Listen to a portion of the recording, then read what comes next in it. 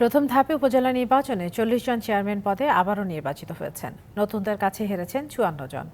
বুধবার ১৩৯টি উপজেলার ভোটে অংশ নেননি আগের বার জয় পাওয়া ৪৫ জন। জয়ী ও পরাজিতরা বেশিরভাগই আওয়ামী লীগের রাজনীতিতে জড়িত। এছাড়া জয়ী হওয়া ৭ জন বিএনপি থেকে বহিষ্কৃত।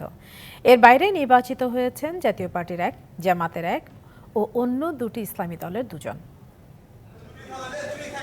ষষ্ঠ উপজেলা পরিষদ নির্বাচনের প্রথম ধাপে ভোট হয় ১৩৯ উপজেলায়। চেয়ারম্যান পদে প্রতিদ্বন্দ্বীদের মধ্যে ৯৪ জন ছিলেন পঞ্চম উপজেলা পরিষদের চেয়ারম্যান। ভোটের ফলাফল বিশ্লেষণে দেখা যায়, চেয়ারম্যান পদে জয়পুরহাটের কালাই উপজেলায় মোহাম্মদ মিনফুজুর রহমান ও কেরানীগঞ্জে শাহিন আহমেদ চতুর্থবার চেয়ারম্যান নির্বাচিত হয়েছেন।